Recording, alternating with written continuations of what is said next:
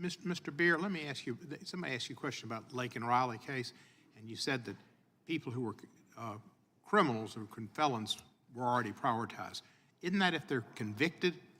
That's right. You need a criminal conviction to be subject to mandatory detention. You don't need a criminal conviction if you are in the country illegally already, and the administration can go out and arrest that person even without a criminal conviction. But Lake and Riley, I believe, was the bill we had that expanded that to people who were charged with, not convicted of misdemeanor. Yeah, I mean, you didn't even need an arrest to be subject to mandatory detention. So there's a difference. There is discretion for ICE to go get someone who is fleeing or evading charges. But if someone has just been arrested and then they're never charged because they didn't commit the crime, it would be wrong to subject someone to mandatory imprisonment in a case where they were cleared.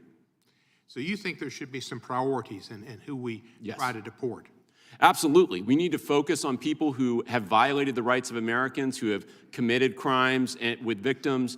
Those are the people that we need to seek justice for, not just if they're immigrants, but in general, that's what law enforcement should be focusing on. Even on pardons, if you had people that were tried to overthrow the government on January 6th, that you should go after people that were maybe beat cops up and led the operation, as distinguished from people that were just showed up and kind of hung out. I absolutely believe that we should focus on violent offenders and prosecute them to the fullest extent of the law. Is it Fabbricatore?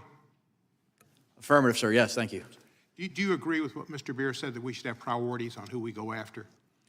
No, sir, I do not. I believe we should focus. DACA kids who've been in this country for maybe 20 or 25 years and been good citizens, maybe, and maybe been in the military or the National Guard or something, that they should be rounded up and deported as well? Well, the focus should be on criminals initially, but if you're violating the immigration law, you've violated the immigration law. You've violated laws of the United States, and at some point in time, that needs to come to a reckoning.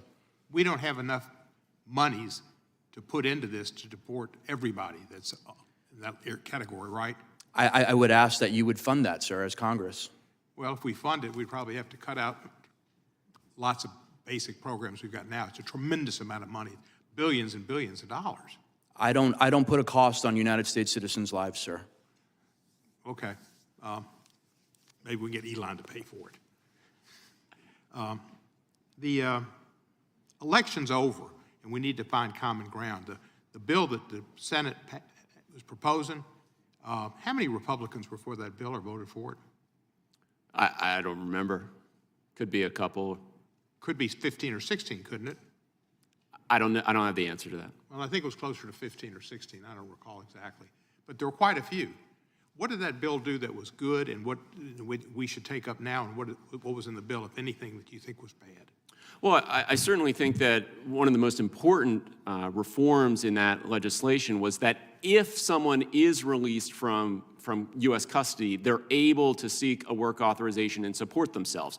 What we saw in New York, and it's pointed to repeatedly about these people who are living in hotel rooms and a burden on the community, it's because they're unable to work to support themselves because they're told you're not supposed to work, you have to wait 6 months to get your work permit through the asylum process. So if the government is not going to remove someone, they're going to release them unless they've committed some serious crime or there's some other aggravating circumstance, they should be supporting themselves and contributing to the community. So that's one important thing that it did. It made some important reforms to the legal immigration process as well, increasing green card caps for the first time since 1990. That's how old our legal immigration system is. The overall framework of the legal immigration system needs to be reformed. This was a modest step in the right direction. What we need is legislation that is thought out, not just common sense, but logical, thought out, and planned. Not where somebody might just say, what are we going to do with all these January 6 people? Well, it's going to take some time. We have to take some processes, so just F it. Just do them all. That's a man-child. We don't need a man-child in charge of our government or making policy, because that makes for mistakes. That makes for the guy who came up with the Silk Road and be the biggest drug dealer in the world to get a pardon. needs to stop. And our immigration laws ought to be done in a logical manner and with priorities. I yield back the balance of my time. Gentleman's time has expired. Mr. Fry. Thank you, Mr. Chairman.